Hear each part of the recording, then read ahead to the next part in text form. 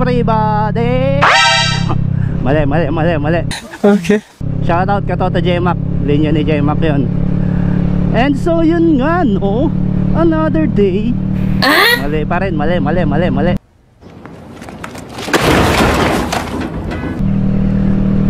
And yung hindi pa rin. Maling intro. Anyway, kumusta mga katinta? It's been a while bago tayo nakapag motovlogging at tattoo session at the same time. So ngayon pagsasamahin natin mga katinta, may kukwento ko sa inyo. Meron tayong client from Quirino Province at nagpatattoo siya sa Buscalan. Ayan, sa Kalinga yon mga katinta, kay Apo Wangot. Kaya siguro nagtataka kayo kung bakit yung intro natin ay all about Kalinga. Ayan. So bilang respeto na rin mga katinta sa artist na gumawa nun from Buscalan, gumawa tayo ng background dahil ang first option ni client is i-edit natin yung kanyang tattoo, tapos lagyan natin ng watercolor background ano. Pero sabi ko bilang respeto sa unang gumawa, lalong lalo na traditional artist yung mga yon, as much as possible lalagyan natin ng background, pero hindi natin gagalawin yung original na tattoo. So paano? Nilagyan lang natin siya sa paligid mga katinta, at nilagyan natin ng negative spacing para kahit papano is nag-e-emboss pa rin yung kanyang original na tattoo sa gitna. Ayan. So yun, ipapakita ko sa inyo yung process kung paano ko ginawa, paano ko siya in-stencil, dinikit sa balat, at paano itinato. At kung anong gamit ko needle, ang gamit ko po doon mga katinta is all the way 5RL. Ayan. And so without further ado mga katinta, ipapakita ko sa inyo ang ating gawa. Actually dalawa sila, yung isa is butterfly tattoo, at magtropa to mga to, sabay silang nagpatattoo sa atin. So in 3, 2, 1, let's go. Woo!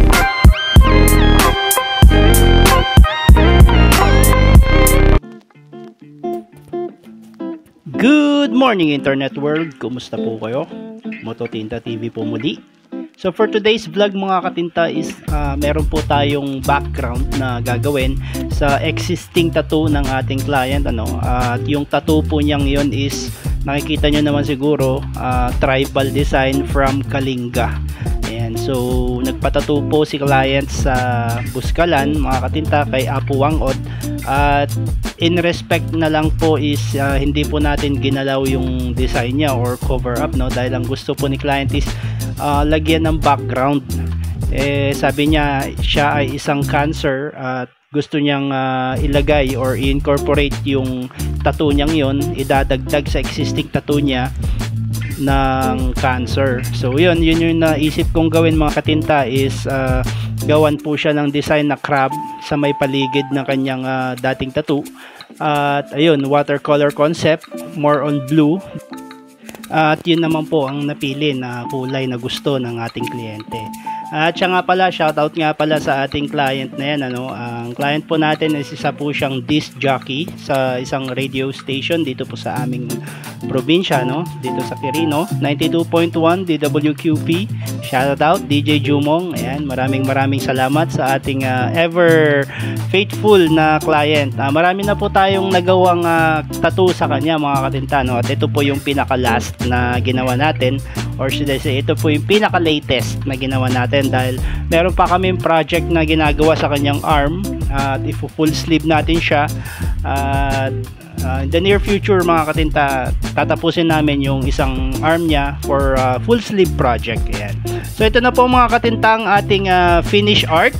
At ayan, yan na po. At hindi po natin ginalaw ang kanyang dating tattoo na pinagawa sa Buscalan, at sana all nakapagpatattoo na sa Buscalan. Ayan, shoutout po sa mga mananato, sa mga traditional artists sa Kalinga mga katinta. Yung and next mga katinta naman is meron po tayong isang client ulit, kasama po niya, ayan, regular client natin siya. I think pangatlong tattoo na po sa atin ang design na to ng ating client, at ang gusto niya is butterfly sa kanyang arm. At yan, kulay blue din, siya rin po ang may pili niyan, siya rin po ang may gusto ng ganyang kulay. At meron din ako sinuggest ng mga ibang kulay, pero yan po talaga ang kanyang napupusuhan na disenyo, mga katinta, no? At yan, pinsinend niya sa akin. At konting editing, ayan, ginawa po natin sa kanyang kamay, mga katinta. At rating scale niya from 1 to 10 daw is nasa 9 sa part na yan. Dahil yan po yung isa sa pinakamasakit na part, mga katinta, dyan sa part na yan. Papasok sa may rib cage, yan, pababa sa hita, yan po yung mga masakit na part. Ayan.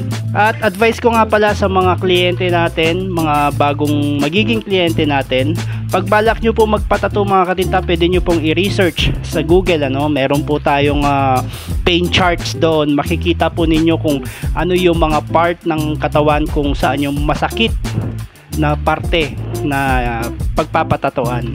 Pero kung talagang desidido ka naman, kahit anong part pa yan, kung talagang naka-mindset ka for tattoo, walang sakit-sakit. Ayan. Kung talagang gusto mo at talagang dedicated ka para sa iyong tattoo, walang masakit na part. Dahil, mga katinta, yun din naman ang essence ng pagtatattoo or pagkakaroon ng tattoo is yung pain. Ayan, pangalawa na lang siguro yung art, pero yung pain, kasi most likely sa mga iba na na-addict sa pagpapatattoo dahil nga doon sa pain, hinahanap-hanap nila yung sakit na yun. Parang addictive nga talaga, mga katinta. Hindi ko rin ma-explain kung bakit, no? So, yun, mga katinta, muli maraming salamat po sa inyong suporta. Sa mga kapatid po nating riders, ingat po, ride safe po sa ating lahat.